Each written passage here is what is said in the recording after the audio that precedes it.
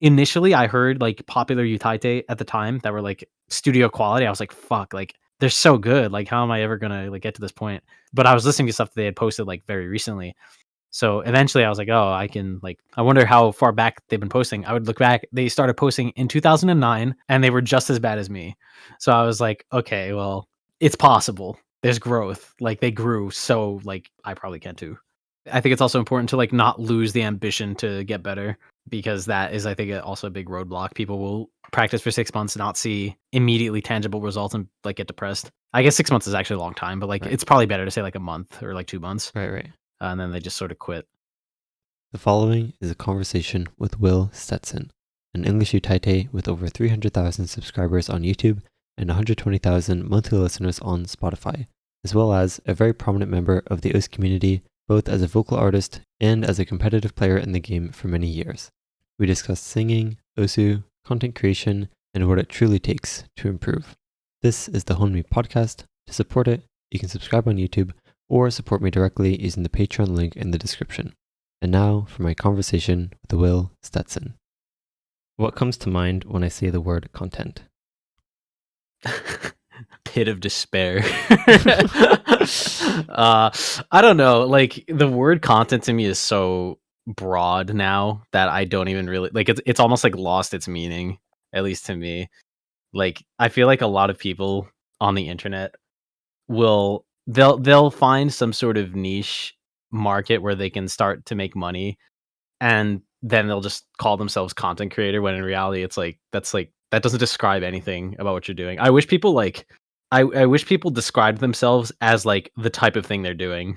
Like, I don't know, if like someone starts making fitness content on YouTube, then they start saying like, yeah, I'm a personal fitness guru or whatever. I see. Like I do not think I am a content creator. I think I am a musician. Minecraft Let's Player. Yeah. I mean, that literally is better than content creator, in my opinion. Like, I think it's such a buzzword and I don't like it. It's the same with influencer. Oh, Like, yeah. the word influencer, I'm like, oh God. Like, if someone describes themselves as that, I'm like, willingly, I'm like, Jesus, like, you really must do nothing. Like, you really must not have add that much value, huh? Right. And I know that's super judgmental, and I'm sure that it's like a lot of the time it's probably deeper than that. I just wish people were like, instantly tried to describe it more than, just saying content creator. So when you hear someone say that they're like a content creator or influencer, does it basically sound like they're trying to make themselves seem much more important than they really are, but in fact it's like they aren't really saying anything about themselves? Yeah. It's like an empty word. Yeah, it's a very empty word. Like I know that it's actually very popular in Hollywood, the term influencer, among like casting directors, because if someone has like any sort of following that isn't like directly related in the industry, they're like, oh, they're an influencer, and they'll actually get blacklisted for that, because influencers have been known to like just tank so many projects there just because of like who they are, and their audience sort of like, I guess, contaminates the initial market for that product. Like specifically, I remember I was listening to another podcast actually where it was do you know Cody Ko? Oh, I do not. That's okay. He's a comedian, but he also makes like React content on YouTube. Okay. And back in like 2018, he was like just starting to pop off, and he was talking about trying to get a meeting to pitch a show. I think that was ironically, I think, about influencers in some capacity, about like some journey for some guy to like get 1 million followers in 30 days or something like that. Influencers as in like YouTube or like social media people? Yeah, just in general, like social media. It was just like the concept of the show, but the point was they couldn't even get the meeting because they saw that like what he was doing on the internet. Like they couldn't even get the meeting with the executives because they're like, oh, he's an influencer. Like we can't be associated with that. Oh, interesting. So what you're saying is that they sort of look down on people that identify as influencers, like from the social media sphere, because they like, it's not seen as like valid work, basically. And I'll also say that was back in like 2017. I don't know if that's how it is now, but that's always the stigma that's like remained in my brain as well.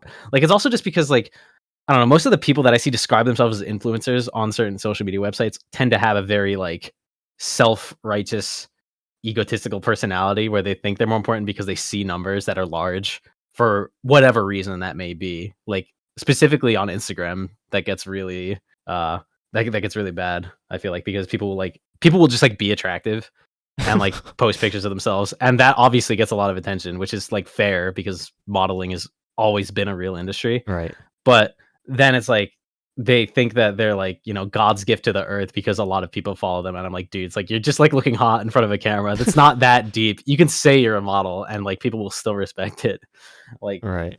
yeah, it's literally just a terminology. It's not even really what they do. Like it doesn't offend me when people like get a lot of status through that. It's just when they act very like haughtily about it, I guess. Right. Although I feel like the literal influence that people have, like the people that generally call themselves influencers, the general sort of influence that they have over like maybe even if they're just like within a niche market, like I feel like that is really important to recognize as well. Especially with the growth of like short form content like TikTok and YouTube Shorts, this sort of like newer wave of like less deep connections necessarily, but like a much broader reach. Yeah, oh, that's definitely true. I think that the impact varies wildly based on what type of thing you do as well. Like, I mean, like I said, there's like influencers on Instagram that like their whole job is to look hot, and that's not like, you know, there's no personality there, so people don't really latch onto them as a person. They're just like, oh yeah, that person's hot, and they know who they are because of that. Right. Like, I remember there was a news story. I don't remember when this was. It was a couple years ago now, at least. But it was like an influencer on Instagram with 1.2 million followers struggled to sell 36 t-shirts.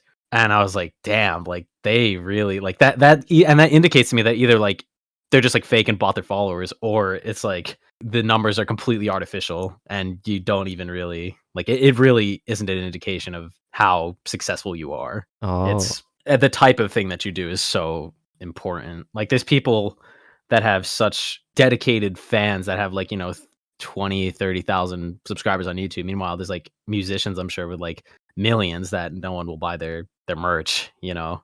Like it's not really yeah. the numbers alone aren't enough to dictate what they're worth, I suppose. Yeah. When you put it that way, I guess one of the reasons why like influencers aren't really respected in the whole Hollywood scene, like we were talking about, it seems like it's kind of because to them, like there's no difference between someone with 1 million followers on Instagram and 0 if they have no, there needs to be something else about you rather than just the fact that you have a lot of followers.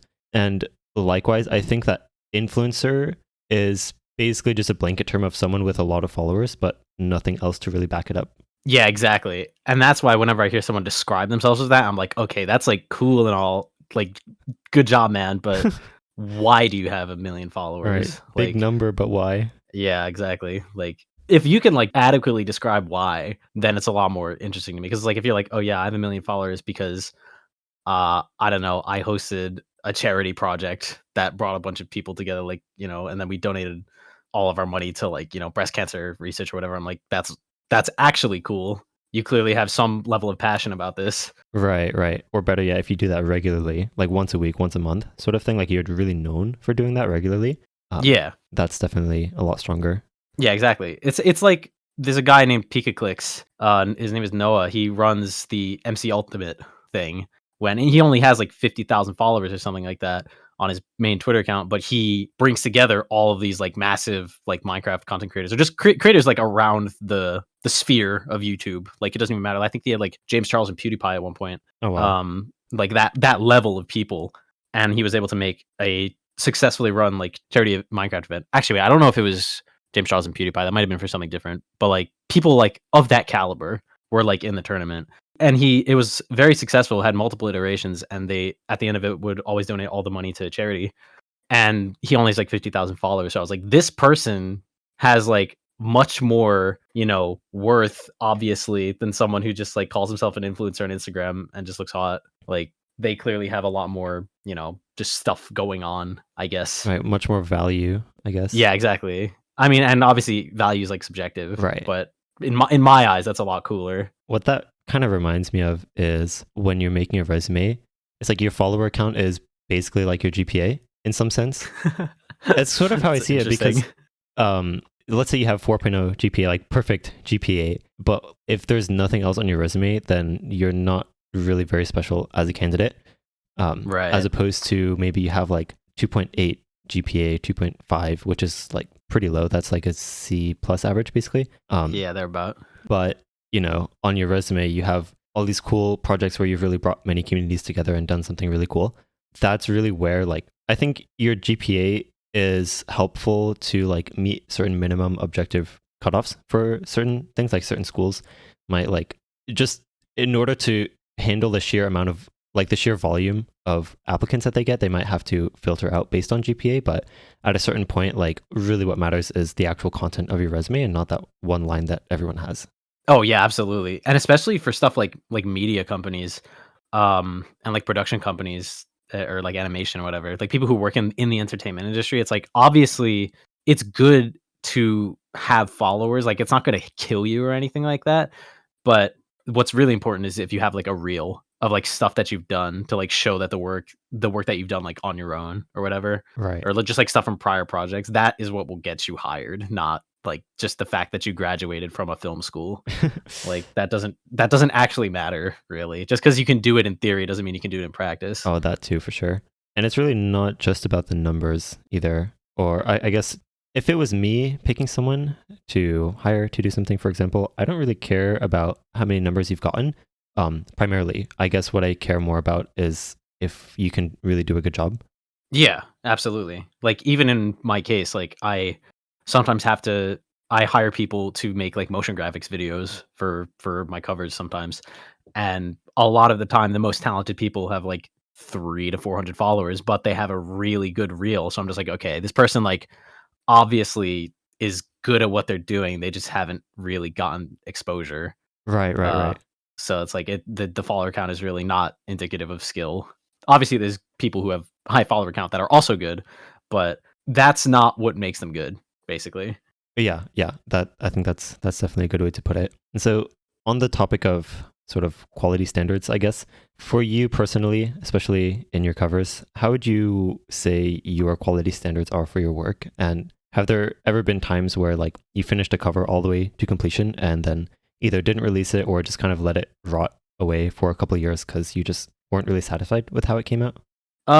Yes. I think that my quality now is like obviously it still varies a little bit, but it's not debatable that it is more consistent.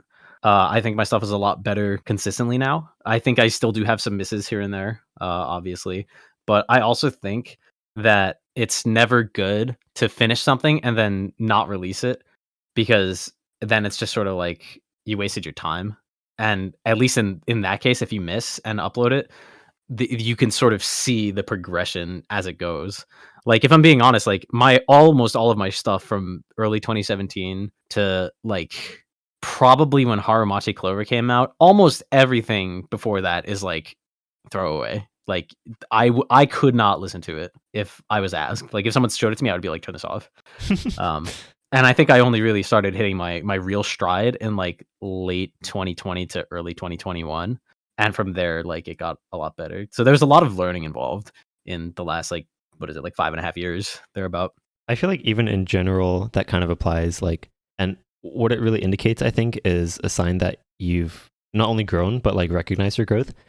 Even if you can't really put it into words, it's like if you watch a video of yourself from when you were like 10, 11 years old, um, probably doing something kind of stupid, or even sometimes like 2 to 3 years ago, and it's like, oh, who is that guy, or who is that person? Yeah, I swear, like I listen to myself. I mean, I also had really bad vocal technique in like 2017, and I can hear that now. So it's like listening back in 2017, I was like, oh god, like this person's gonna hurt themselves. Oh Like that's no. actually what it sounds like to me, because I was like, Oh, there's different styles of singing. Obviously, more of the stuff I do now is very like pop oriented, so it's very far forward in the mouth. Like there's a difference between singing a note that's like ah and like oh, like right. how I used to sing was like that, like the latter, because my only training was in choir, and that's where like the entire genre of like choral music is designed for you to be like sort of very far back in the throat, just as opposed to ah, which is like Yeah, a lot more stressful on the throat. I see.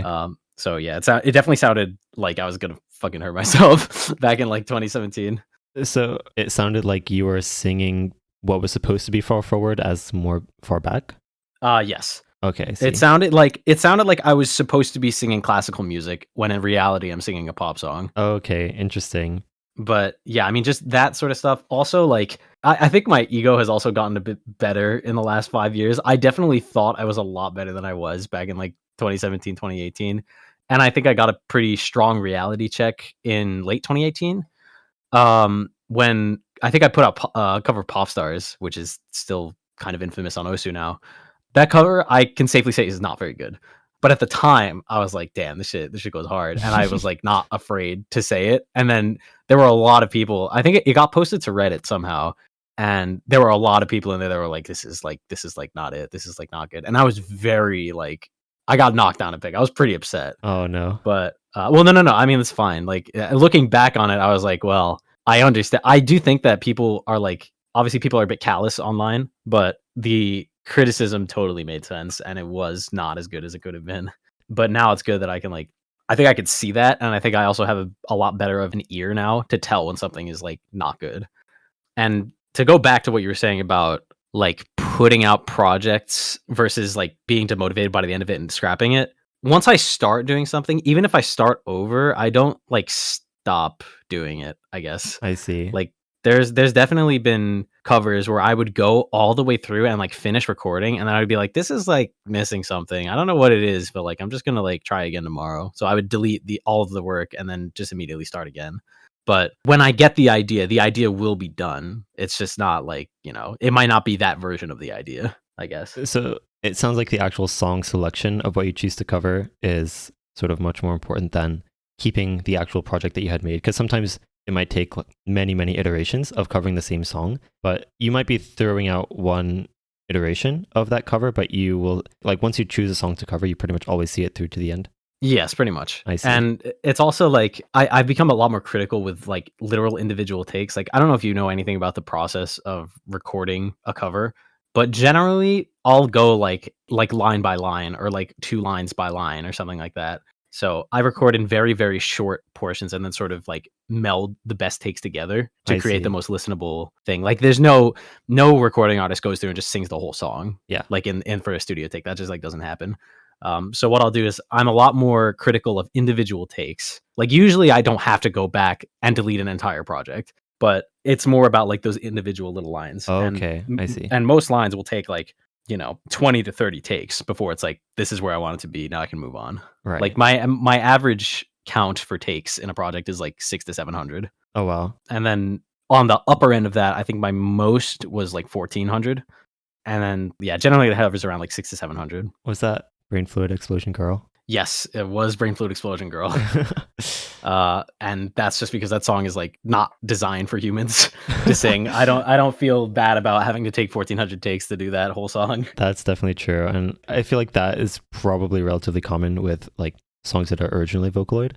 Yeah, because there's like those songs don't need breaks for breath or anything really. So you need to, even if it just comes down to like the comping needs to be a lot more precise. Sometimes like one line will take like 3 individual takes because you need to do parts of it all at once that like sound good. Interesting. Yeah, I wish I could like show you more like accurately, but I mean it's an audio podcast. No. But it's very it can get complicated sometimes. Yeah, I think you gave a pretty clear picture with that. Going back to what you said about like recognizing how bad you used to be, I feel like that is sort of a more generalizable like concept with improvement, and it kind of reminds me of the Dunning-Kruger effect, where basically when you're a beginner, you don't really know how much you don't know. And then as you learn more, you also start to realize how many, like, you didn't know how bad you were at certain things. Have there been any either specific lessons that you sort of didn't realize that you were so bad at in the past, or sort of in general mindsets that you've learned about like either being willing to put out work that you're not quite sure is perfect, and or I guess mindset around seeing poor work that you've posted in the past? Okay, I think I can expand on this actually because there's a lot of things that go into making a video now. Like you need art, usually you need a good mix, like a good sound engineer. Sometimes you need an instrumental, and you need to have good vocal performance the whole way through, and hopefully a video. Back when I first started, I had no connections. I was not anyone really. I didn't have the social reach that I do now to like get people to help me work on stuff.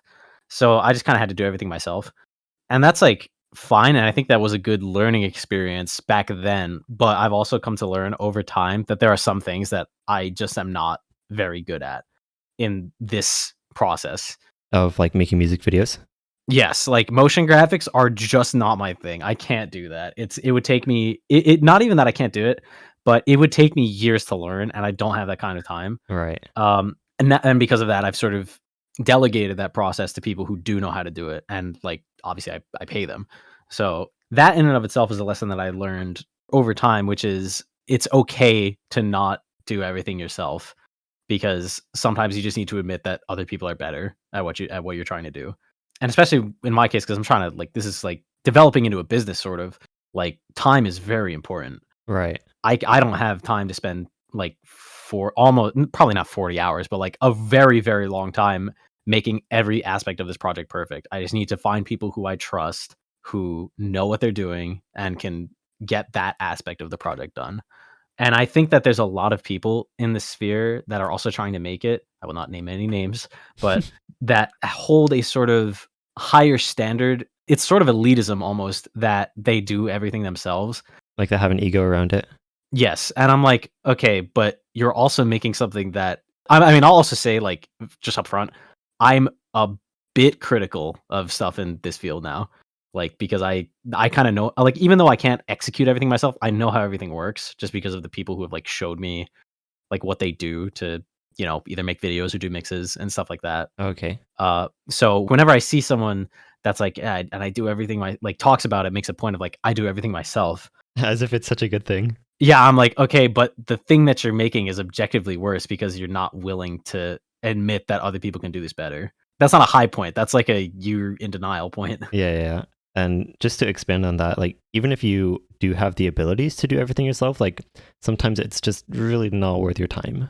Yeah, it's really not, and, like, some people don't really like, a lot of people just do it out of the passion, and that's also, like, totally fine. Like, if they want to make like, if they want to do everything themselves, like, then it's okay. It's just not okay to me when you're, like, talking about how fucking crazy it is because you did it all yourself. I'm like, "Okay, but if you want me to, like, judge this, like, point by point, there's definitely people who can do this better." Right. Like, and not to say that people can't improve either, because they can, but it's all about ego to me. That's just what I don't really like.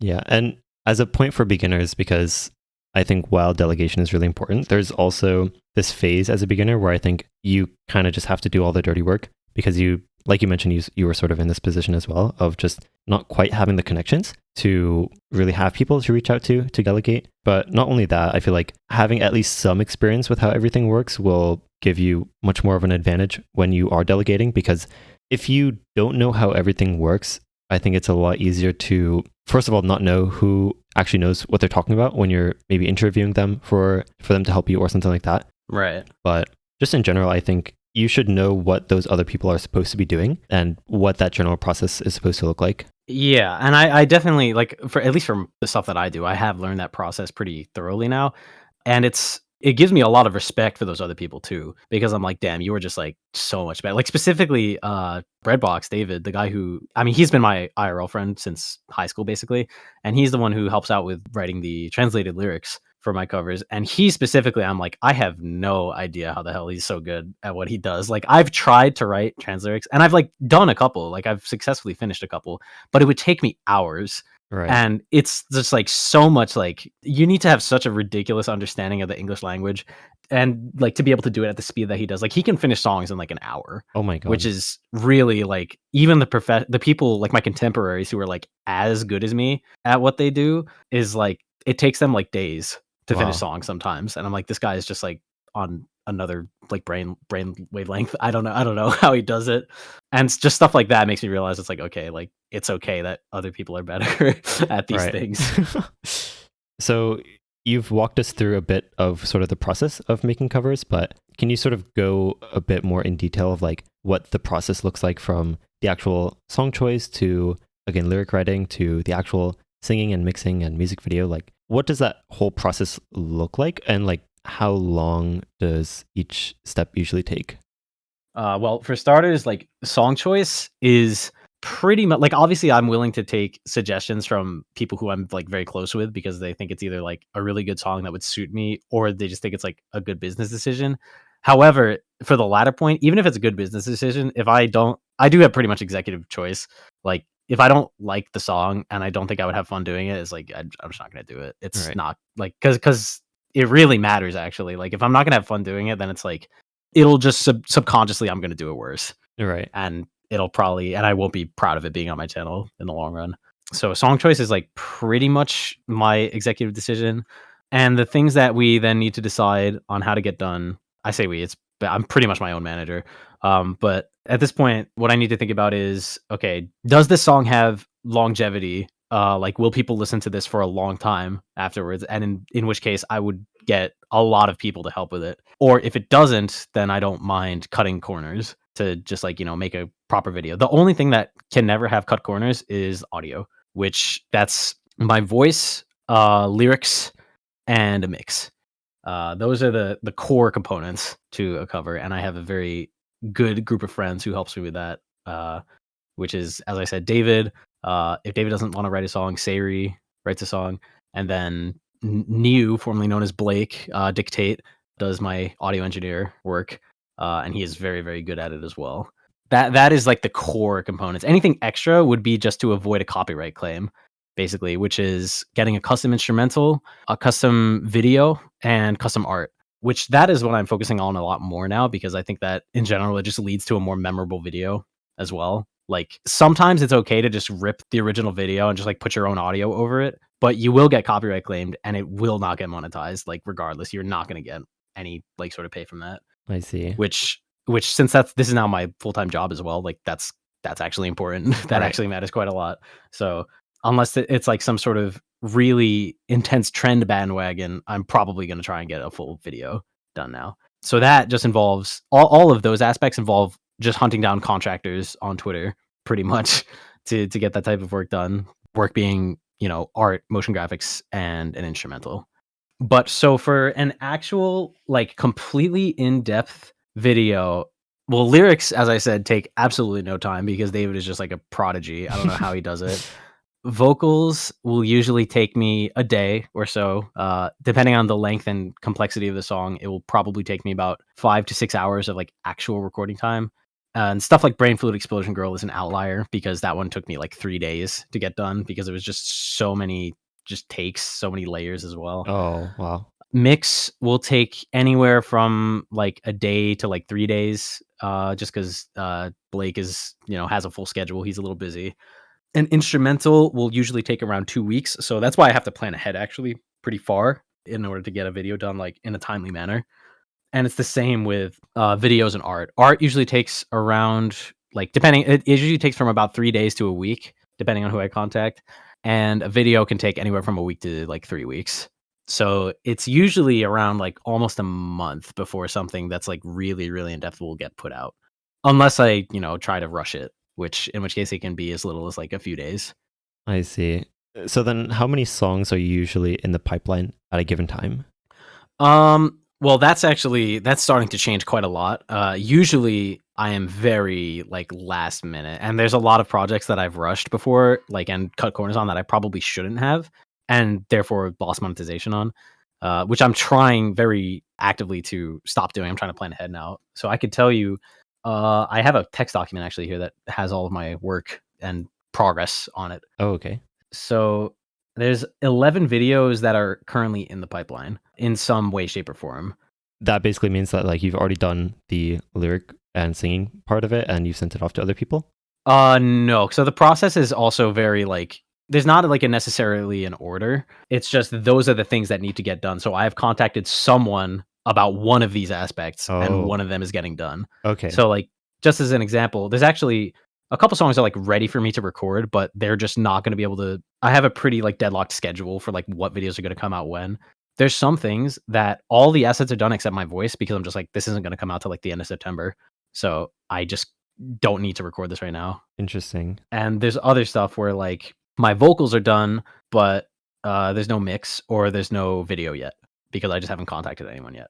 So the only things that are actually contingent on like they need to come after something are the mix needs to come after my vocals, and that's like pretty much it. And that doesn't even matter because like I said, Blake is just like incredibly fast and usually like very consistent. How often is it that you find a song that's sort of like a last minute trend that you feel like you want to prioritize over other songs, or do you usually keep your priority list pretty consistent? So the list usually, what will happen is one of those songs, if it comes out, they will just get pushed straight to the front, and then the actual list won't really change, except Okay, it just won't progress that week. Like I see. even this week is a good example. Azari and Canaria both put out songs at the same time, which I started working on like pretty much immediately. And because of that, yeah, I was gonna put out a song by Otto from the One Piece movie last weekend, but those two songs came out in a very, very like speedy fashion. So I just had to push those ahead. Okay, I see. So you mentioned basically being self-employed slash being your own boss. Through that experience, what have you learned about like motivation and like self-imposed deadlines? Um. Oh, geez. There's definitely. I have definitely learned a lot. I will say that being self-employed is not all it's cracked up to be, because there are some times where I'm like just tired on a day, and I'll know I have projects to work on in some capacity, but I just can't really like force myself to do it, which is definitely a problem when I have a schedule that like sort of needs to be stuck to. And there's no one really, except for myself, that can motivate me to do that, unless I was to, like, tell one of my friends to be like, "Hey, get the fuck up and get to work," which I would not enjoy All right. because I don't wanna have someone need to, like, babysit me, when it comes to stuff like this. So it's definitely, like I mean, I will also say, like, the positives are also very tangible, like, obviously, I love what I do. I can't complain about the process because I enjoy it quite a lot. Even the management part is, like, doesn't really bother me too much. It just needs to be a point where I'm, like, motivated. Now that it is actually my job also, like, the motivation comes a lot easier because it's like, "Okay, well, if you don't put out a video, you're just not gonna make money this week." Oh And yeah. that's actually kind of bad. All right. So so it's a little important that I stay at least somewhat motivated. But yeah, that also like there's ways to mitigate the sort of like burnout, which is like, that's why I say I only pick songs that I know I'll enjoy doing, even if it means like maybe I'll miss out on a bag because I didn't do the trending anime opening. But All like right. if it sucks, then I'm just not gonna do it. Like because I will burn out and be like, why that like what the hell am I doing? Yeah. So it seems like motivation was a bit different when this was more of a hobby basically for you, as opposed to now when it's your full-time thing. Yeah. Do you have advice for like people who want to turn their hobby into maybe a full-time career and like finding the motivation to do that as a side project? Yeah, I do, and it's you need to think very critically about all of the aspects of your hobby and like which parts you hate and which parts you love, because once you start doing it for money, the parts that you hate, you're gonna really, really hate because it's gonna be something that like in your heart you don't want to do, but you have to do it, otherwise you're not gonna make money on it.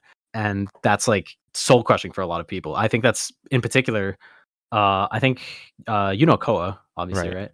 right? He talked to me before about, and he's mentioned on his Twitter as well about like, he tried to take streaming as a full-time job, and he would get like just so stressed about the numbers and like about, even pressing the start streaming button, he would be like shaking and stuff like that. That's like, that's probably just because he took it too seriously, too fast, and was just like, "Oh god, like what?" Like, the ramifications of doing streaming as a full-time job became like too much for him, basically, which is why he stopped doing it. And I think that happens for a lot of people once they start seeing numbers drop, or like even without seeing numbers drop, they're just like, "Oh my god, what if I fail?" And then they just sort of like freak out. I think that I've also felt that quite a lot, especially when I was first starting out. I was making like no money. Like I was actually for the entirety of 2020 into the end of 2021, I was losing money every Oh wow. month. And that was like very, very stressful. Yeah, because I also that was at a point where I didn't know like all the inner workings of the copyright system, and like you kind of have to spend money to make money to like Right. which is like, paying for those assets like a video and art. I didn't really understand that, and because of that, I was getting copyright claimed on every video and making, next to nothing every month.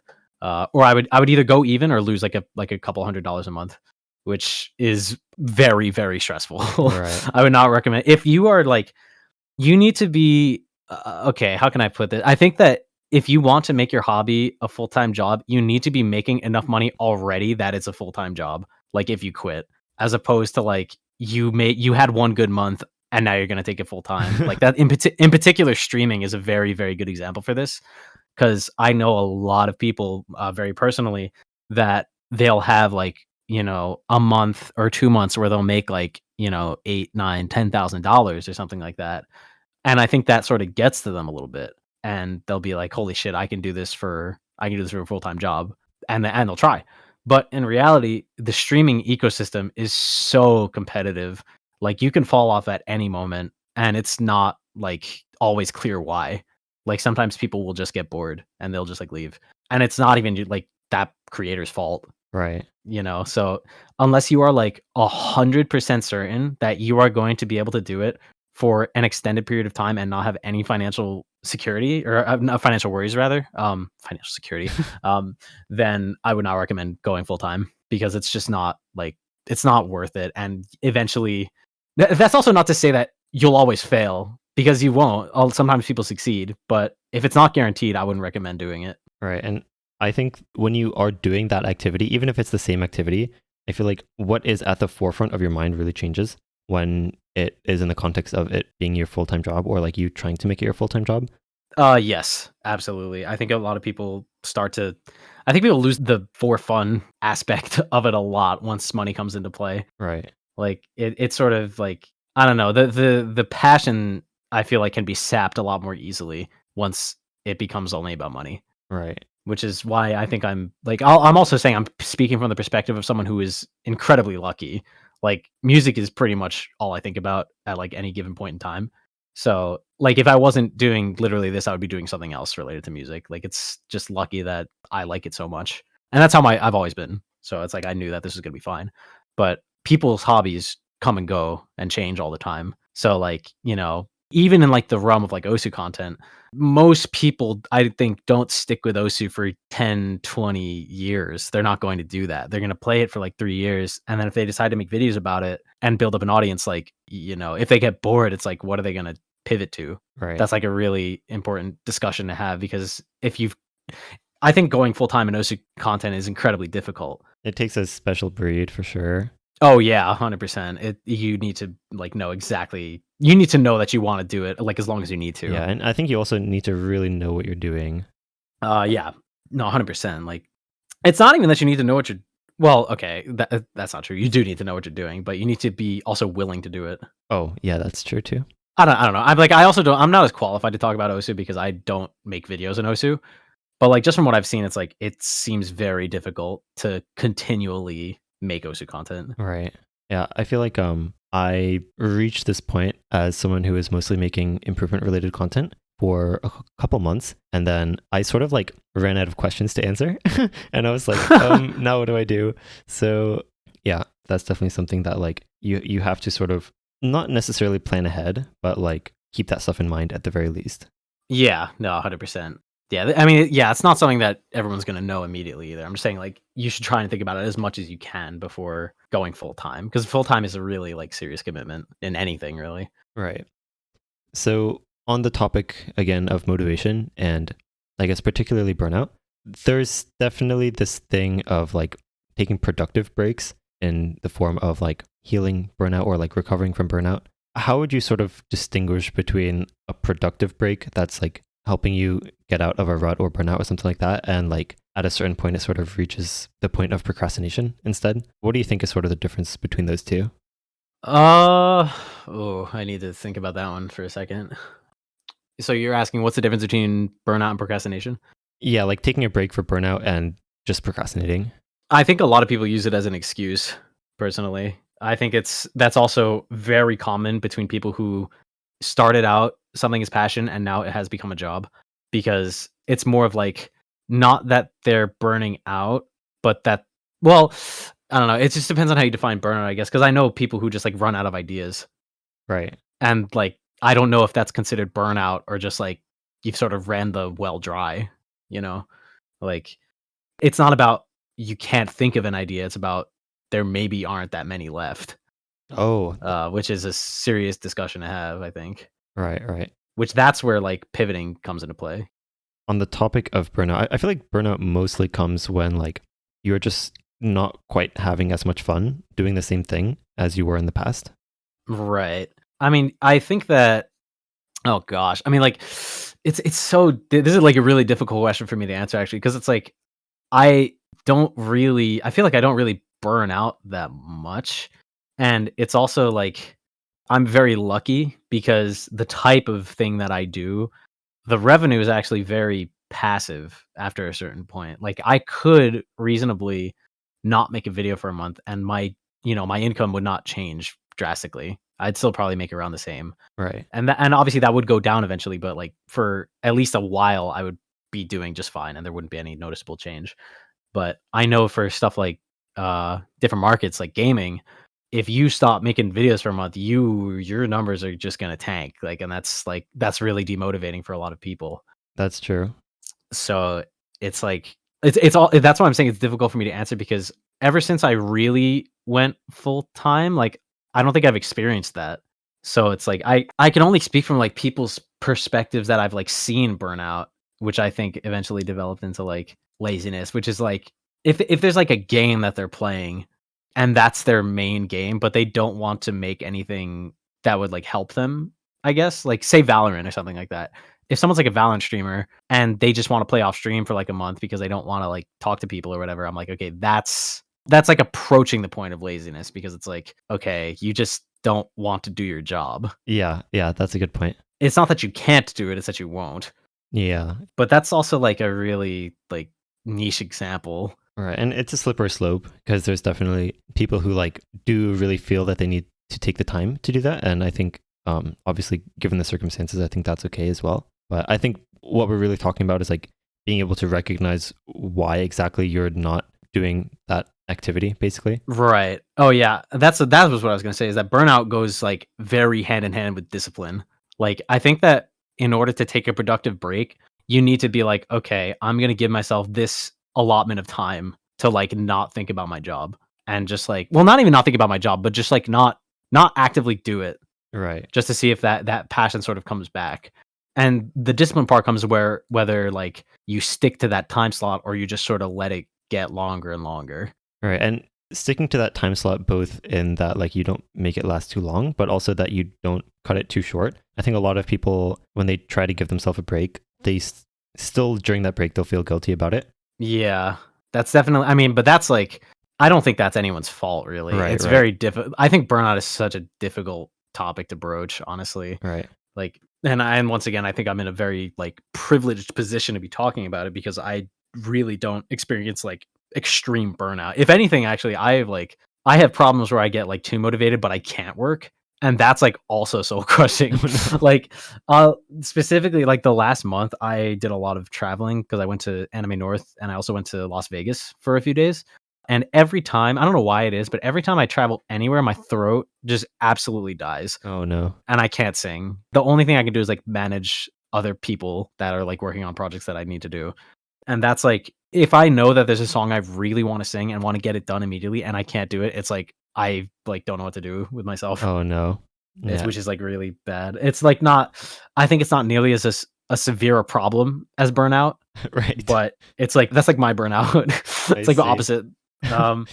But yeah, I think it takes a really special kind of person to be able to like deal with burnout properly because I think most people really can't do it, to be honest. I mean, I think in your case, what it's really sounding like is that the activity you choose to do needs to really align with yourself and your passions such that like it will never really feel like work to you necessarily.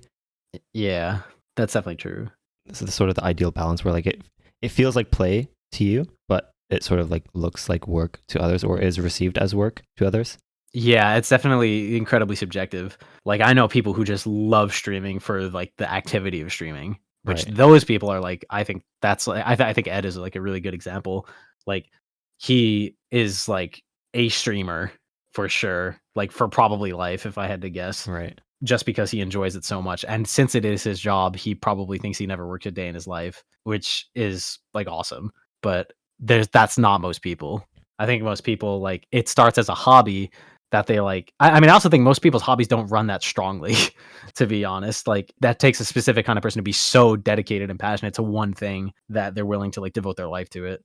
Right. I feel like on the topic of passion in general, there's sort of like short-term and long-term, or like short-term passions and then more like long-standing, like really deep-rooted passions. Yeah. And I think it's tricky trying to use a short-term passion as like trying to turn something like that into something full time?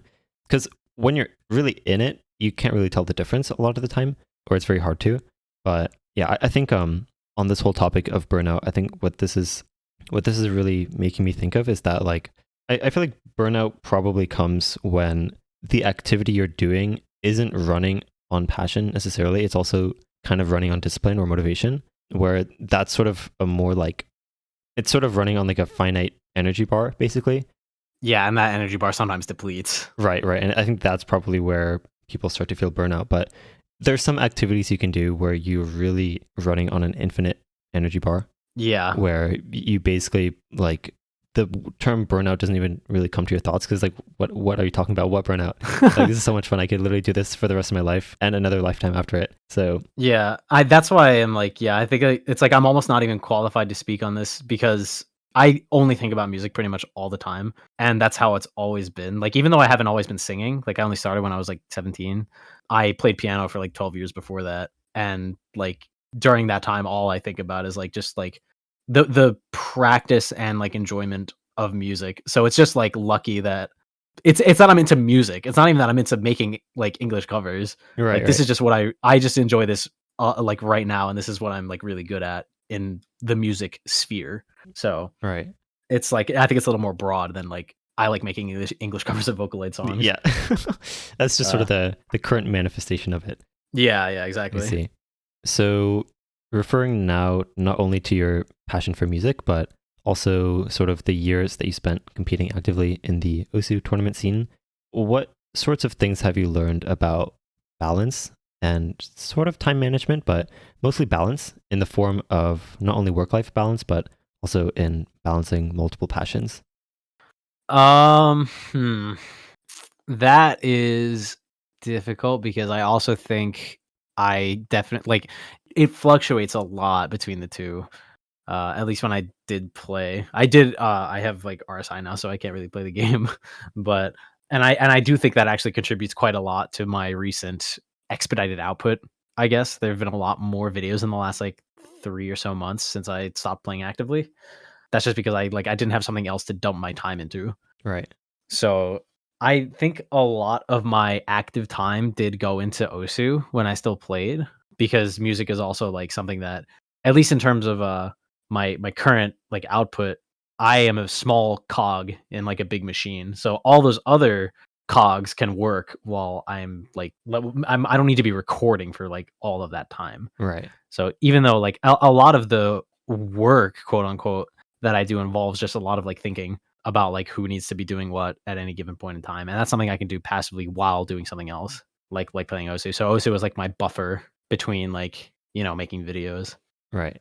that I use pretty much completely as like a passion thing. Like there was nothing about Osu that involved money for me. Right. So I don't really consider that as like a job. It was like strictly a hobby. And then music was like music developed into a job after it was a hobby for so long. Do you see any sort of parallels between the improvement process between singing and Osu in general? There definitely are parallels. I think that it's a very slow process for both because you can't just learn technique in a day. You can learn like the theory of technique, but it takes like years and years to apply it to your own practice. And that goes for singing, that goes for pretty much for Osu, that goes for pretty much anything actually. Like practice is very, very important.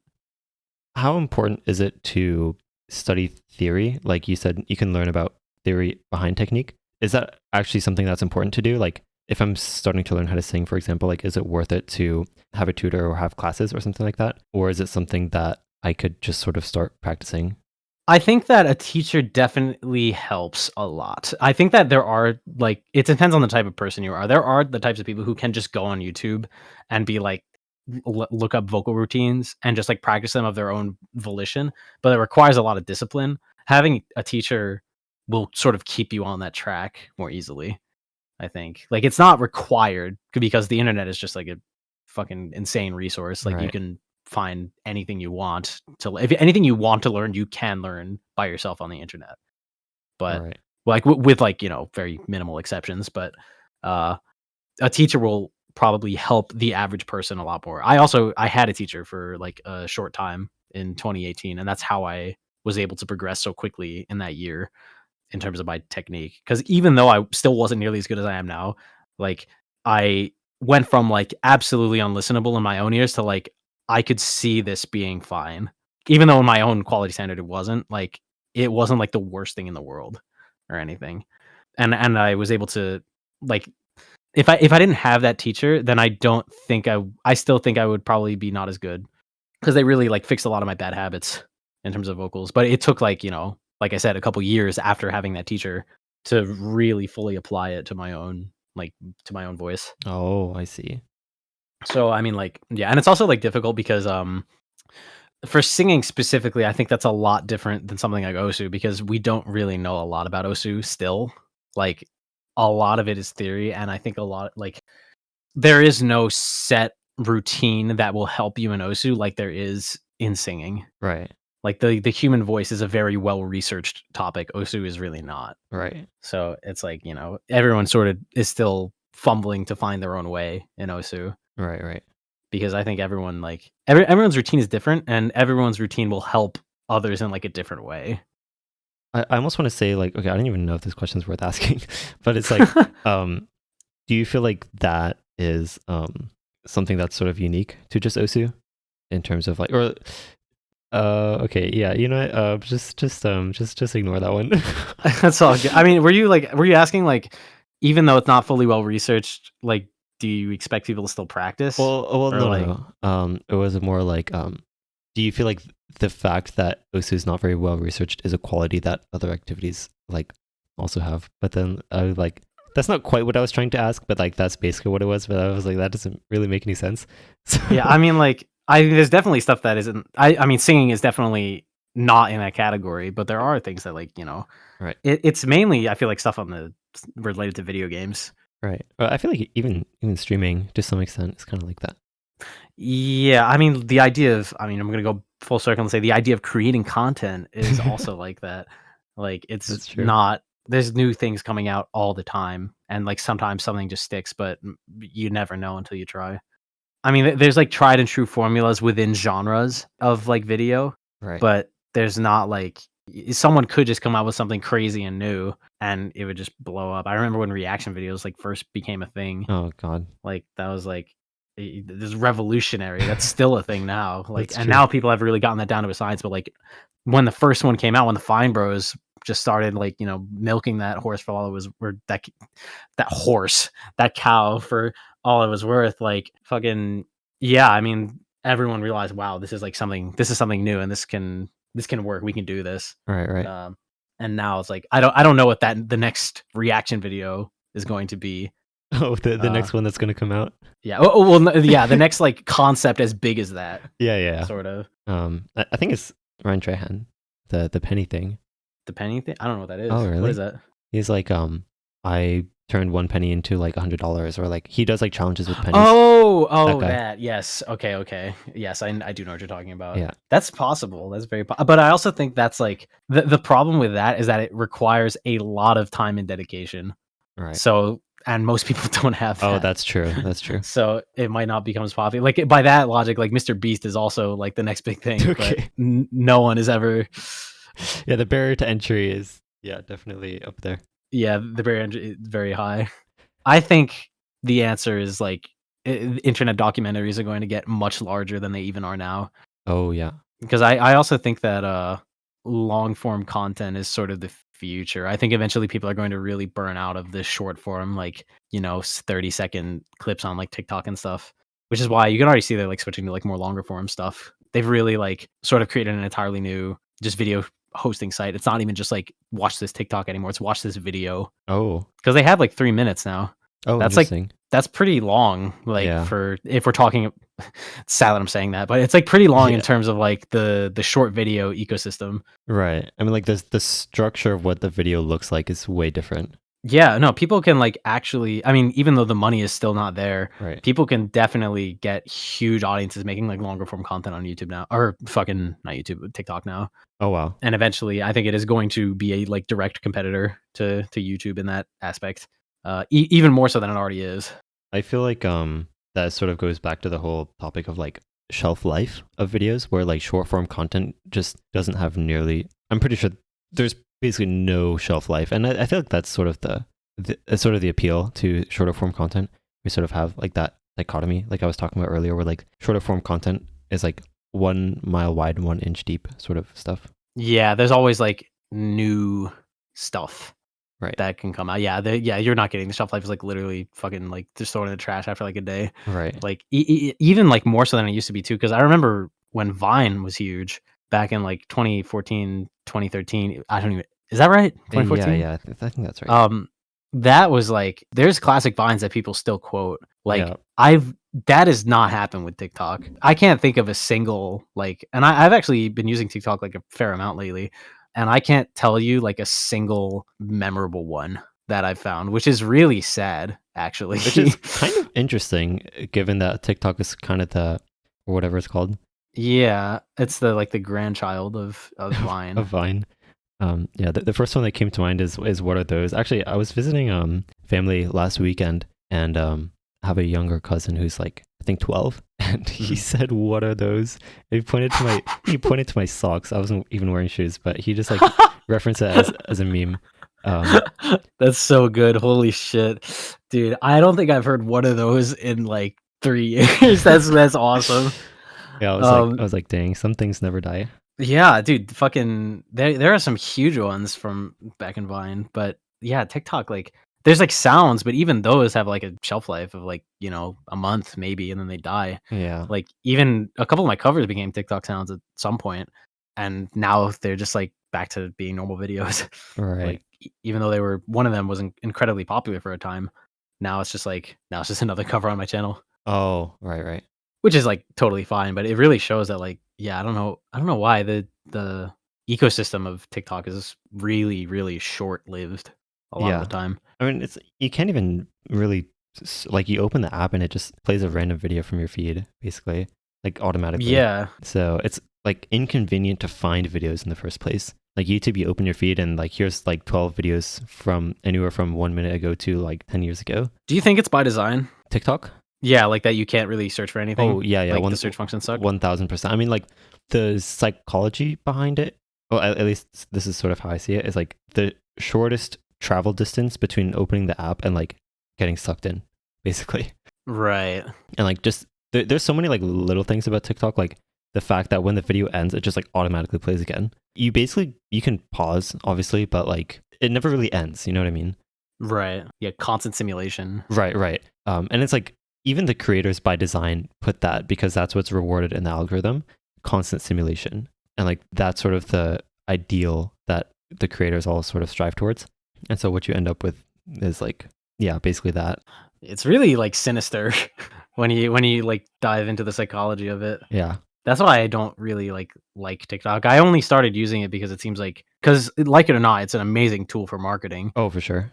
Especially for like stuff like music. If you can do it properly, right, you can drive a lot of traffic to your like more long form stuff. That's also what I think a lot of people use TikTok for. Yeah. But yeah, I mean, just the inner workings of the app are very like, I don't know, Big Brother, very cynical. Right. I don't know, or not cynical, sinister. Sorry. But yeah, not a fan. I mean, there is definitely unique things about TikTok that other platforms definitely don't have. Like, you never hear people say that, like, this song or, like, this store or this brand blew up from YouTube. It's like things, like, because of the such widespread reach of TikTok, like, there's things that can blow up just from one TikTok. Or, like, becoming viral from, like, this one food recipe or something, like, became viral on TikTok. Yeah, there's even like tourist locations that do that now. There's I don't remember what it's called. It's in Vegas. The Mart. I don't know what it's called, but they did like a viral marketing campaign, and now they are just like one of the most popular tourist destinations. Omega Mart. That's what it is. They did it's just like it's basically an escape room, but they had like a viral marketing campaign, and it is now like one of the most like sought after tourist locations in Vegas, which is crazy. Yeah. By the way, I went super mid. Guys, don't go there. That's good. But yeah, not a. It's definitely really good for like marketing, even like tangible like IRL businesses. Right. Even in my area, there's a boba shop that opened recently, and I saw it on Google Maps for the first time. Every now and then I look for new boba places, and this is kind of what I do. But anyway, Nice. so yeah, there was this new one that popped up, and like all the reviews on it were basically from the last like 4 months, and most of them said like it came here from the TikTok. And so I looked it up, and basically they promoted their store on TikTok.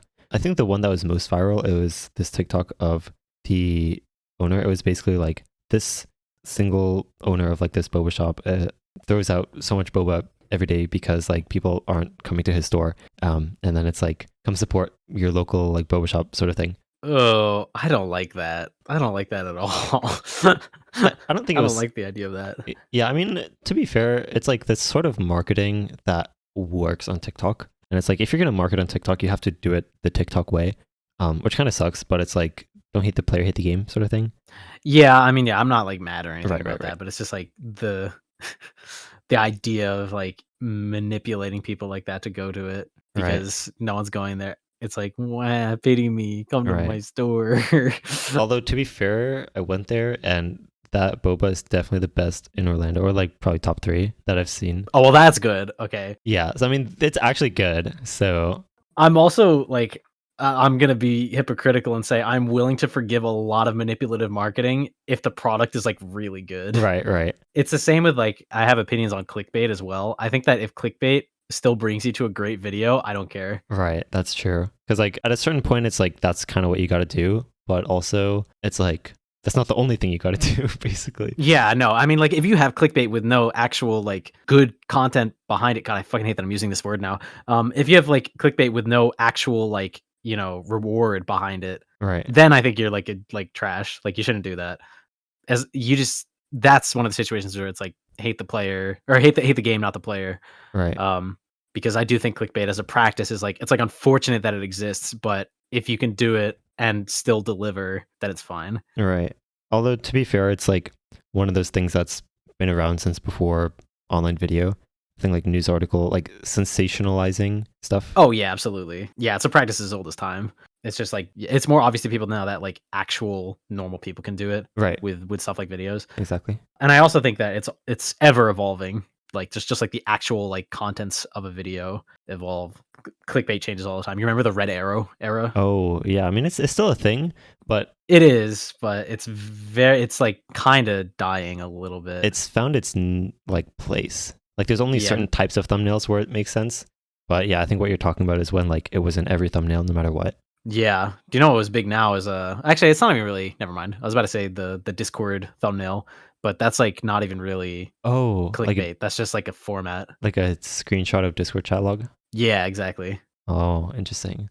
But that's like not even really clickbait. That's like more of a just a thumbnail format now. Oh wait, I know what you're talking about. It's like Small Ant does it a lot. yeah, yeah. I think Ludwig does it too. Yeah, Ludwig does it a lot too, but I'm pretty sure he just stole it from Small Ant. Right, right, right. Ludwig is really good at like stealing video formats from people. Oh, I respect Ludwig more than like almost anyone. Yeah, I have so much respect. I think that a lot of people actually that I know don't like the fact that he clickbaits so hard, but he also has like a really interesting outlook on content, which I appreciate a lot, which is that there needs to be like monotony for like the really big events to hit harder. Like he Oh, definitely makes some like TikToks that make me laugh videos and I'm like, wow, I just don't care. right, right, But he'll also do stuff like the subathon, which is like just one of the craziest, most like well executed subathons I've ever seen, as well as stuff like IRL Mogul Money. Like that's just a real game show event. right. And he filled a fucking full venue and had like I don't even know how many, but I think he had like a couple 100,000 concurrent viewers Oh my for god. that. And that's like a major cable news tier Right. like numbers. I did not know he filled an entire venue. That's crazy. Yeah. No, it was like wildly successful. I think what that sounds like is like maintaining presence without because if everything you do is equally hype, then it all starts to blend together. A good example is probably Emmerich. Yes, I am like so desensitized to MX plays now. Like not even discounting the fact that he's amazing because he's just like so far ahead of everyone. Right. But like I can almost not even appreciate it because it's just so much. It's like that's just kind of what he does. Right. Like you Yeah. look at Mr. Beast videos too, and it's just like okay, $456,000 like Squid Game or whatever. I mean, that's sort of like magnum opus of YouTube in general. So that might not be the best example, but I get what you're saying though. Still, it's like coming from certain people just because of their reputation of like always just banger after banger.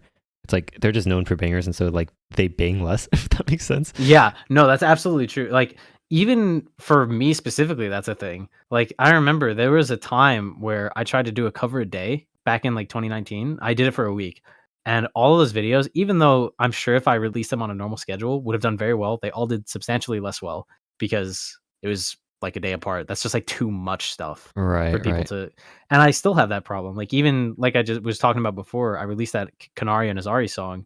That's 2 videos in a week. I really don't think they're gonna do as well long term because there's just like, or okay, I shouldn't say that. They're probably gonna do fine long term. Short term, they absolutely do not do as well because they were so close together. Oh yeah. And in music, it's actually one of the worst offenders in this case. Oversaturation is like super real. Yeah. You can definitely put out too much stuff, and a lot of stuff can fly under the radar because of that. Yeah, it like clogs the algorithm basically. Yeah, no, it's like actually, it's kind of annoying because like I said, if I could release more stuff, I actually would, but it's just not like a smart strategy short term. Oh, I see. Which is like it's like kind of unfortunate, but at the same time, it's like, whatever. That also gives me more time to like think about projects. So, but yeah, Ludwig is very interesting. Yeah, that guy's crazy. Yeah, I respect him a lot. I don't know if there's like anyone who's even really comparable to like what he does. That's true, actually. Yeah, like even in the streaming landscape, there's really not too many people who like put out stuff at the rate that he does. Like he must just be working all the time. Right. The way that I see it is like he's really good at absorbing styles without copying them. Yeah, he can make stuff his own very, very effortlessly. Right.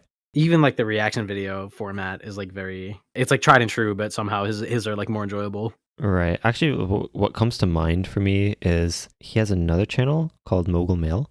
Ah, yes. That is what I mainly watch. It's basically Moist Critical, but it's Ludwig. Yes. But it doesn't feel like a one-to-one. But like if you actually think about it, the main inspiration for like his style of videos on that channel is probably from Moist Critical. Oh, definitely. Even down to like like you said, like we were talking about, like the thumbnail format. He has literally just adopted Critical's style. Yeah. Just almost one for one. Like it's absorbed. Like I don't really want to say copy. Like he just kind of absorbed it, and like it's like Charlie has his name like signed next to that style, and then like Ludwig just like grabs a red pen and he's just like, and Ludwig, and then yeah, that's definitely true. I actually didn't really draw the Charlie comparison until you said it, but it's just like so true. Right. Well, it's also like difficult because Charlie also like, you almost can't even say he's copying him because his style it's so simple. Right, that's true.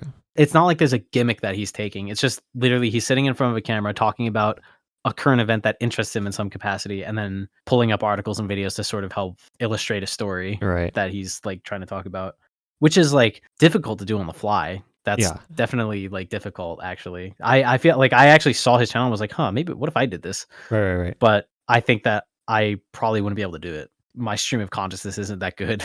Yeah, like if you notice in Charlie's videos, like there's not as much like cuts or editing as you would expect. Like there's sometimes like an entire minute or 2 minutes where like he's just going. Like, yeah. He's super good at it. Right, he's really good at that. I would say if there's one distinct thing about Charlie's video style, it's that at the starts of his videos, he'll usually put some sort of like, not necessarily inappropriate, but very like informal joke as like a hook for his story or video or whatever. But yeah, I don't know. Aside from that, yeah, and I think Ludwig also didn't adopt that, really. Probably not. I haven't looked too much into that, but I definitely have noticed that in Charlie's videos. Oh yeah, Charlie absolutely does it. Yeah. I think Ludwig actually doesn't. He actually has a much more formal, I think, intro. Yeah, that's true actually. Well, that was good. Yeah, not bad. Okay, so I think there were like 2 main topics that I wanted to bring up, or like 2 or 3. Sure.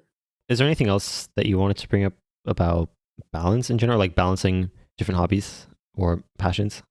Not really. I mean, like, I guess like if you have hobbies that you're trying to balance, just like you really need to critically think about which one brings you the most value to your life, or which Right. one makes you the happiest, and just like try and prioritize that one until maybe it doesn't make you as happy, and then just you know switch between the two. It's a very active thing you need to think about. Right, right. It's not just like, okay, right now I'm gonna do music and OC's on the back burner, and then in a year be like, well, fuck, I hate music now. Oh What am no. I gonna do? Like, you just need to be always thinking about how happy you are at any given point doing what you're doing. I think it's really dangerous kind of like getting on autopilot because at a certain point it's like you find something that works and like you just kind of keep going at it, and then like at a certain point you have to at the very least like check to make sure you're on the right path still. Oh yes, definitely. That is very good. Yeah, to keep, you just need to constantly be giving yourself those reality checks Right. to make sure that you're like, yeah, not changing as a person while doing what you enjoy. Right, right. I mean, basically what will happen is either you realize that you should be changing things up a little bit, and so you end up on a path that, while it might be a little different, is more in line with how you feel as a person in that sort of season of your life. Or the opposite happens where you think about it and sort of develop stronger reasons and like motivations for continuing to do things the way that you are. But regardless, I think it's really healthy to catch yourself when you find yourself on autopilot for too long. Yes, 100%. Yeah, as long as you have a sense of like the ability to critically think about your life and like what's going on in it, I think that for most people it's probably not going to be too difficult unless you truly have nothing else that you like enjoy doing. Because then that's like a whole other problem in and of itself that I definitely cannot talk about Right, right, because I could not offer any insightful points in that discussion. right. So on the topic of sort of like growing either as a creator or whatever it is that you're doing, do you have any sort of experience or advice about imposter syndrome?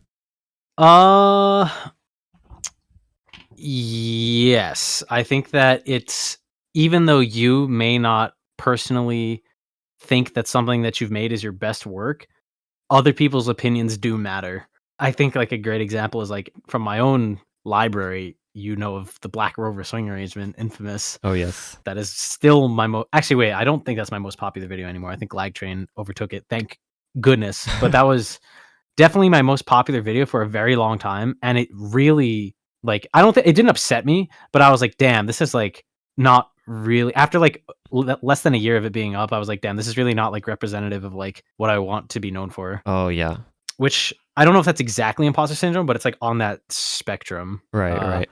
which I was like, "Damn," like, and I think it took me a while to really, like, understand that, like, even though it's not, like there's, like, a reason that it's my most popular video, and it's because it's something even though it's not something that I particularly wanna continue doing, it's something that I enjoyed at the time and something that lots of people continue to enjoy, which, like, has its own value. You're right, right. Yeah, I think when I think of imposter syndrome, what I'm sort of thinking of is like feeling like you don't deserve to be in the position that you're in. Mm, Like sort of feeling like you're surrounded by a crowd that's too far above your level. And like you don't actually deserve to be in the spot that you're at, basically. right. I mean, I think that, that just comes down to, like, you need to stop comparing yourself to other people if you're really thinking about that. You just need to think about your own, like, journey. If you, like and also understand that, like, numbers don't matter as much as you think they do, I guess. It's I'm trying to think of, like, a more, like, poignant way I can Right. talk about this. I think that's a really good point, though. Like the whole comparison thing. I never quite made the connection between like imposter syndrome, like largely stemming from comparing yourself to others. But yeah, that's definitely a good point. I know there's, like, examples of, like, popular streamers going on record and saying they have it, like, Gura, the VTuber? Yeah, yeah, yeah. The shark VTuber. Right. She has spoken multiple times on stream about how she like feels that she doesn't deserve her position as like the most subscribed Hololive VTuber. Right. And I'm just like, well, like if you think about it I understand why she might feel that way, but that just comes down to like she probably watches other people that do content that's similar to hers, and she's like, she probably has low self-esteem and sees other people that she thinks are probably better than her, even if they might not be. And it's just like, wow, they're so much better than me. Like, why am I the most popular? I make stuff that's like worse than them. Like, what the Right. hell? And that's I think that's a very common root of imposter syndrome for like regardless of field really. And I think it's just important to know that like even though like a lot of people say like don't make stuff for the masses, like don't make stuff for people that's like designed to get the most amount of people to like you. Like, if you're just doing what you like and the biggest amount of people like you, there is value to that. And even though, like, she might be watching someone that's, like, a little more like, she thinks that they're a little more funny than her, or they think that they're, like, making better content than she is. It's all subjective, and, like, if the most people like you, then that means something too. Yeah, I think that point about sort of the difference between like doing things for yourself and doing things because you think it's what other people want to see is really important. And I think in some sense that's really where you can start to get burnt out as well. Oh, yes, 100%. If you start doing things because you think it's what other people want to see, I think that's where like the energy that you're drawing from switches from passion to like discipline, basically, or motivation. Yeah, I think that's something that's really difficult to balance for a lot of people too. I also think it's okay to think, like, a little bit about, like, I just wanna give something to my audience Right. that, like, they'll enjoy. I think that's fine. Like, don't ignore them. Yeah. Yeah, it's just important to not let it be the sole director of what you're doing, because then you're gonna, like, hate what you're doing eventually. At least if that's the only thing that you're thinking about. Right. Right. Right. Alternatively, you can also just say, like, "Fuck them," and just, like, only do what you want, but you just need to know that you're running the risk of, like, these people will leave. And I think that's also a lot more reflective in the streaming ecosystem. Like, I know there have definitely been instances of people trying to transition away from Osu, like, that were only known for Osu, and then they would just switch to, just some random game, and then everyone leaves. And then it's like, well, what did you really expect? They're here for this. Right. And I think if you want to find success doing something that you're just purely passionate about, you have to at least make sure that it's something that's providing value to other people.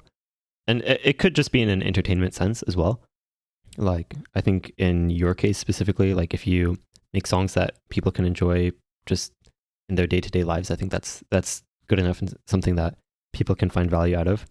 But if you are like, I'm going to become a variety streamer, and then you start streaming, it's like, let's play some Valorant, guys. And it's like, well, not really sure how much value you're necessarily providing there. So yeah, just some stuff to consider. I think trying to ask yourself like why people watched you in Osu in the first place, and like what sorts of things need to be transferable to other categories if you want to become more of a variety streamer, which mostly is about like having people watch you for you rather than the category that you're in. Yeah, that's definitely that's definitely like a big point of contention.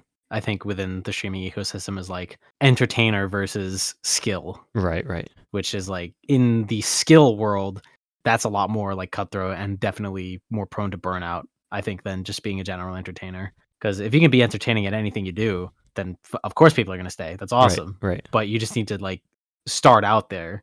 Well, actually, I don't know. I think it's a lot easier to build a stable streaming community and career starting as something that's really good and then branching into entertainment.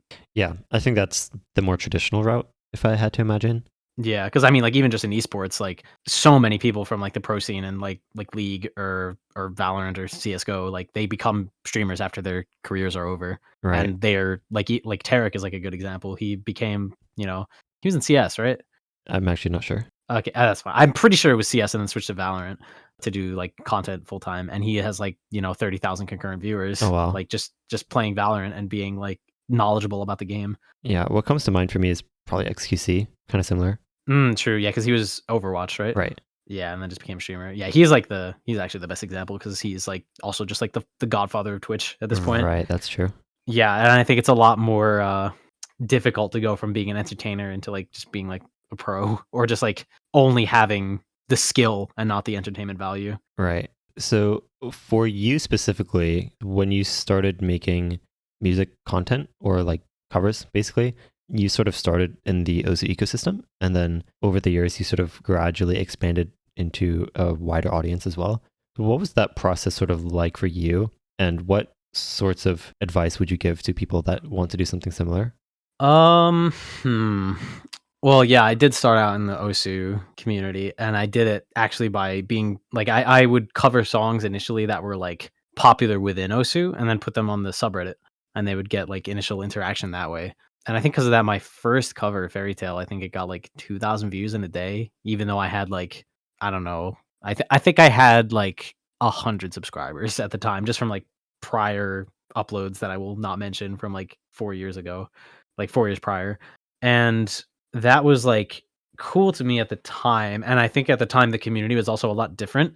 It was a lot more tightly knit and more supportive just in general of like people that were trying to do stuff related to the game. That was also like very obvious when I put out the first swing arrangement, which was high tie when that was a thing. Oh, I remember that. I still don't remember what like neurons in my brain were firing when that idea came to fruition. I think I was just listening to a lot of Jacob Collier at the time, who was like a big acapella guy, Oh, and right. I was just like, I was bored because I had like a broken nose, so I couldn't go out and play sports or anything.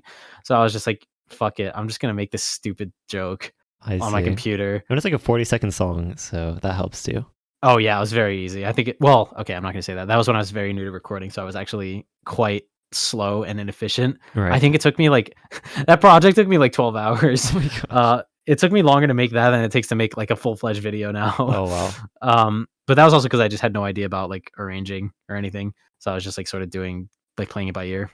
But yeah, I put that out and that got a lot of good reception actually from Osu, which surprised me because I was like, this is like the stupidest thing I've ever made. Like, why is this popular? And I think that also going back to the imposter syndrome thing, I was like, really? Like the non-serious thing is what's gonna like pop me off? All right. All right, I guess so. And that was what got me like 1,000 subs. But after that point, I was very, very like entrenched in the OSU community for a very long time because that type of thing is what I was known for. And that was also a time where I wasn't full time or anything. It was just a hobby. So I was like, well, fuck it. I'm just gonna do this because this gets me views. And that I think I did have a lot of burnout back then, like just like multiple points because I also wasn't improving very fast. So hearing like something that even I was able to recognize like this is not very good. I just like I would burn out very occasionally. I see. You're asking me like how would I or like what was it like? Oh, like, what was the process of branching out? Oh, well, the process of branching out was easier than I think it usually is because Osu is already sort of like tangentially related to the J-rock like Vocaloid scene. So I started like I transitioned back to doing regular covers and was just doing stuff that was like they were Vocaloid songs. They're just like popular at the time, like stuff from Kimi no Nawa, and it just happened to also be stuff that was popular outside of Osu. So I was able to attract people that were also just in it for the music. And that was able to really help me get like an initial fan base. And then after that point, I just sort of stuck with J-Rock. This is like early 2019 after I made Black Rover. That was like really exploding. That wasn't even really popular because of Osu. That was just like a huge anime opening, which I didn't really consider at the time because I was just like so into Osu at that Oh, point right. that I didn't really watch any anime at the time. So I was just like, well, this song is like popular in Osu. I'm just gonna like do this. And then Yeah. I was like, oh wait, this has like after it came out and like hit the algorithm, I was like, why is this so popular? And then I was like, oh wait, I'm an idiot. This is like one of the most popular shows of the season. Like, of course it's gonna be popular. That's funny. And then it sort of blew up. And that also gave me a lot of initial exposure outside of the OSU community. And then by that point, the OSU community, at least directly to me, there were a lot of people who started being like pretty toxic, like just because of the music stuff. Like I don't know, I just got haters, which is like fine. Right. But at the time, it affected me a lot more. So I was like, well, you know what? Like I'm just gonna like not do stuff that's like OSU related. You have your non-OSU friends to Yeah, keep you company. yeah. And then it's sort of well, I mean, I still obviously I like the game. I just didn't. Well, not friends necessarily, but like audience. Yeah, fans. Yeah, yeah. Yeah. But yeah, so then I just started going basically like no Osu. I was just gonna cover songs that were like popular within Vocaloid that I enjoyed, and it was a very very slow growth from there. But it eventually, yeah, now I'm here. I think that my transition out was I'm incredibly blessed that Osu is so like I said tangentially related to what I already do. So it was a lot more painless a transition as opposed to like someone who's trying to just go from playing Osu to like a completely different game. Right, right. What it basically seems like is you can sort of generalize this to any field of like trying to branch out where you start out catering to one specific audience and then you switch to catering to both that audience and the one that you're trying to switch to. And then you gradually, as you develop more of an audience that comes organically from that new audience, you can sort of start to like gradually tip the scale over to being more of only that new audience that you're trying to cater towards. Yeah, and I do think that that is ultimately the optimal way to like grow and branch out as a content creator is to start from a niche like that. Right, right. Like Osu is also like the perfect community to start in because at the time it was so close knit and like initially very supportive of like most of the content creators. And it's like I think it's difficult to find communities like that nowadays. I feel like Osu is still definitely more so like that than a lot of other communities. Oh yeah, absolutely. I think if I started covering like songs from League, I would be fucked. Like there's just like no chance. But yeah, I mean, like even so, there are definitely communities like that. It's just like you got to search for them, and you need to really be involved. It takes like a specific kind of person to be able to grow from that as well. Right.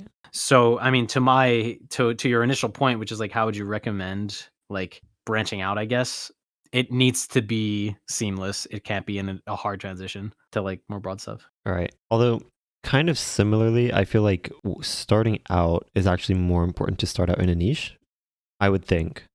Um, I think so. Yes, unless you have like the fucking like just genius idea of genius ideas to go into a broad community, like I don't know. Like I think actually Karyu with the pen and Valorant was like that level of idea Oh, because that was so unique. Even though the game was like already quite large by the time that he started doing that, it was such a ridiculous idea that worked so well that he got a lot of attention out of that. right. But I mean, even then, he still had somewhat of a recognizable name through those community It was at the actually time. I think it was through Fortnite at the time. Oh, interesting. But I mean, he was at least playing Osu. Otherwise, why would he even have that idea? He was, but I don't think he was like only making Osu content at the Oh, time. I no, no, actually no. think he's making a lot more Osu stuff now than he was.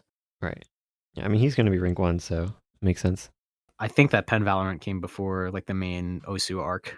But he did play the game. Like he knew who I was before Pen Valorant even came out. Oh, wow. So like that he just has to have known. Right.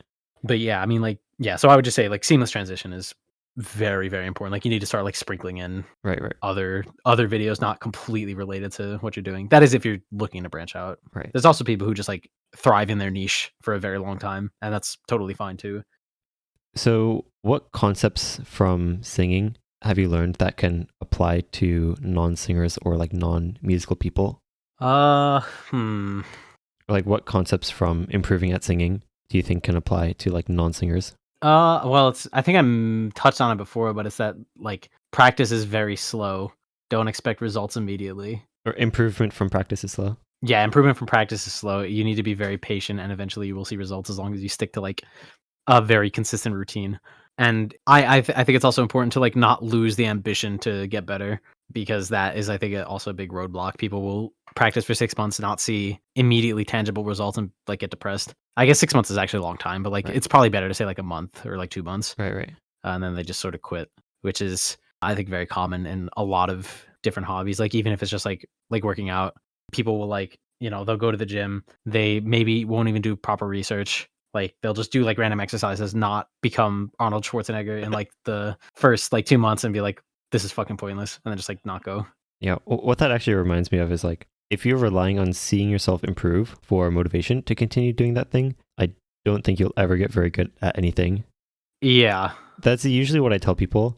Honestly, I mean, I truly believe that. That's why I say it. But really, the reason why is that when you're a beginner, there's so much, like, your improvement is very tangible because you go from being absolutely, completely unable to do something to being like understanding how to do right, something. right. You go from like not knowing to knowing, basically. And then from there, it's like this very like gradual slope.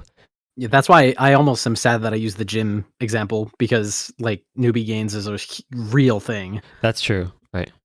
Yeah, you definitely the looks are very noticeable within the first 2 months, and then they become very slow. Right. And so it's like if you're relying on seeing yourself improve, because there's a lot of improvement you can see in the first 1 or 2 months, or really first day or two of learning any new skill. But if you expect to be able to see similar amounts of like tangible improvement over a course of a long period of time, if you want to become an expert at something, I think you'll basically have to find other ways to keep yourself motivated. And that's really where like writing down your true whys basically, or reasons as to why you want to be learning that activity is really important, because those reasons will get you through those times that like seeing yourself improve and getting that motivation is just not going to be there in certain times. Yeah, no, I completely agree with that.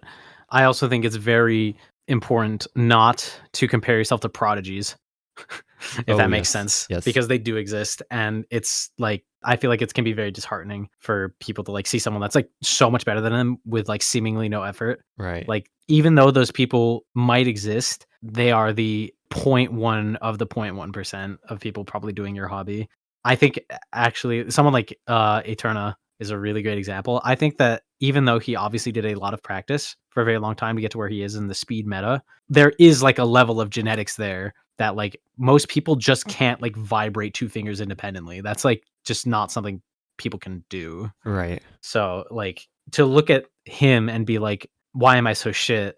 That's like a little flawed, I think. Cause also I just realized I'm gonna get a lot of people mad at me because I just said speed is genetics, but like there's that like there is like a level I think that like people just can't get to, which I think is like there. Right. And I think Um, also being able to recognize the fact that like the people that are pros now have put in countless hundreds of thousands of hours before anyone even knew their name. And so if you're trying to compare yourself to those people that have already put in countless hours of practice to like build up to where they are now, and like expecting yourself to just be like, okay, just another week or two of practice and like I'll be able to get to their level. It's like, it doesn't really work like that. yeah, if you keep setting like short-term goals, like that's a lot less effective than like long-term goals, at least in something like practicing for a very, very like, practice heavy skill, Right. I guess. Like no one's gonna become Whitney Houston after 2 weeks of like practicing scales singing. Oh, yeah, for sure. And it's the same with like no one's gonna become like, I don't know, like Pat Metheny by playing like pentatonic scales on the guitar for like a month. Like that's like years and years and years of like only playing the guitar, and now he's Pat Metheny. Right, Like exactly. that's not like I think it's pretty safe to say that even prodigies can't like do that. Like prodigies practice too. Prodigies can't do what? They can't just become as good as someone like that. Oh, right. Like just by picking it up. That's like they have either a lot of practice in their belt already or like prior knowledge that will help them practice more efficiently. Like that I mean that's also more related to just like an instrumentalist perspective. Like if you know how to play the guitar, you're probably going to know how to play the bass like just because you know how to play the guitar. Oh, right, right. Just like having those transferable concepts. Yeah, yeah, exactly. And that is I think I can't think of any like immediate examples, but like that's definitely applicable to like just like most things that are related. Right. Well, I think really my takeaway here is like prodigies aren't born, they are made. Yes. And like even the people that seem like they just like spawned in with this magical ability, Florida spawns. um, definitely put in much more practice than anyone has probably ever seen from them. Yeah, it's also yeah, you never know what's going on behind the scenes of that person. Like you never well, okay, I shouldn't say that. You should know that they're practicing. It's not like, Right. they spawned and now they are God. Yeah, which I think is motivating in some sense because it shows that like it's not about being born with that skill already in hand. It's that like if you're able to really recognize that like people got to where they are because they actually put in that amount of practice and like it's not some secret, right? It's just the fact that like it's kind of boring to like discuss in detail necessarily like every single minute of practice that they did. Yeah. So it's not as like in public eye, but also it's like you can say people practice for 10,000 hours, but also it's like actually seeing that or feeling that or going through it yourself is a completely different story. Yeah, no, definitely. Like and it can still be applied again to like something like speed. I think people see Xylus as someone who is like he sort of spawned in and is like a speed demon. He has told me I think he has like thousands of retries on Freedom Dive autopilot Oh my god. for as like a 6 digit, which just like built up his hand strength to the point that like now he's like just sick with it. Oh my Like that's god. something that he actually did. And like, look, I can't speak to how effective it actually was, Right. but like just him telling me that, I'm like, okay, well, clearly he's practiced to some level, like very, very intensely. I don't. It's just like you can never really tell how effective that literally was, but like he has the mindset of like he's gonna get good at speed, and it took him a long time, but now he's here. I feel like also there's certain things that people have done in the past that like they don't quite recognize how much it really helped them in the long run. You actually tweeted somewhat recently about like having done acapella covers in the past and how that Yeah. really helped you with like a lot of I guess technique stuff. Yeah, it helped me a lot with not even technique stuff, just like learning how to arrange vocals Right, properly. right. That's what it was. Like, yeah, that's because like to make something that's listenable that is only vocals, you need to really be going like over the top to do that. So now that I know how to do that, I know how to like strip it back more, but still be like engaging to listen to, even though my vocals are probably the only thing different on the track, like in the cover. I remember when I first started, I didn't completely think like this, but initially I heard like popular Utaite at the time that were like studio quality. I was like, fuck, like they're so good. Like, how am I ever gonna like get to this point? But I was listening to stuff that they had posted like very recently. So eventually I was like, oh, I can like I wonder how far back they've been posting. I would look back. They started posting in 2009 and they were just as bad as me. So I was like, okay, well, it's possible. There's Right. growth. Like they grew so like in that span of time. So I probably can too. Right. I feel like it's kind of scary whenever someone comes to light or like public spotlight for the first time is usually after they've spent hundreds of thousands of hours just practicing and like when no one was watching them and like no one knew their name. But from your perspective, it's like every time a new person comes up, like the first time you hear about them, like they're already really good. Yeah. It's not like they spawned in and they're already really good. It's like they practice to the point where their skill level, it's like their skill level passed a threshold at some point that started to put them in the spotlight. And then like from that point on, they're able to set like banger after banger. Yeah. That's like yeah, that's I feel like that was kind of my progression actually because like I said, I was very bad for the like majority of my time. But in the last like year was also like the year where I had the most like consistently well performing videos. And I don't think it's just because of my prior audience. I think it is just because I actually got better and it got more recognition because of that. You know what this really reminds me of is, or like the Osu player that comes to mind for me is probably Gerbsy. Yeah, he sort of. I feel like he spawned out of nowhere, but he definitely just didn't. He definitely did just spawn out of nowhere, but it's like you don't really see like thankfully with stuff like Osu, like you can at least look at their profile and sort of see like their play count and like historical of time that they've spent practicing. But even then, it's like I think it's important to recognize that like basically people didn't just spawn in, right? Like behind every new name that comes up is hundreds of thousands of hours of practice. Again, and like I was saying, I think that's motivation, if nothing else, that there's no real secret, or it's not like you're just unlucky if you don't already have that skill, because like no one already had his skill basically when they were born. Yeah, no, of course not. And in Osu, it's a good example. I think there's always some level of like tenacity that you need to have to build that type of like skill. Right, exactly. So, as a general last question, do you have any advice for beginners, either in singing slash music or in Osu, or just general advice that can be applied for beginners no matter what field or skill they're trying to learn? Uh, well, you need to do it because you want to do it. You can't be doing it for some like alternative reason. Like, I don't know. I feel like this is like I don't want to say it's like almost like red pill ideology because I don't want to like go down there, but like if you're trying to do like learn something or like achieve something for the purpose of like impressing someone else, then if it's like a long-term thing, you're going to get pretty demotivated pretty fast and it's going to start to feel like a chore. So you need to have some level of like passion about it to really enjoy it for a long time. Yeah, yeah. And this is in the context of like getting really, really good at something, like expert level, basically. Yeah, I mean, you just need to have a lot of perseverance and also like while obviously yes, practicing is important, also need to know how to practice like intelligently. I mean, Osu probably might not even be the best example of this because I know a lot of people who literally brute forced speed until they could do it. But I guess it's for most things that does not work. So I wouldn't recommend trying that. Right. I feel like there's an important distinction between time and practice. Yes. Like practicing for a couple hours a day for like 6 months is probably better than practicing for like 12 hours a day for a month. Like you're probably going to learn a lot more in that 6 months than you are going to in the 1 month. Oh, right, right. I mean, well, I feel like the opposite can happen as well. Uh, how so? Just because you're putting in time doesn't mean that you're practicing necessarily. Oh, yes, yes, yes. Sorry, I didn't realize that was what you were saying. Right. Yeah, I'm just saying like you need to be practicing intelligent. There's a like the phrase work smarter, not harder is like very like cliche, but it's really true. Oh, yeah. Like if you can play scales effortlessly on the piano, but you practice scales for like 12 hours a day, it's like you're not going to get any better at playing a song. You just need to like that's not how that works. And it's the same for singing. Like if you don't ever push your range, then your range isn't ever going to get higher, Right.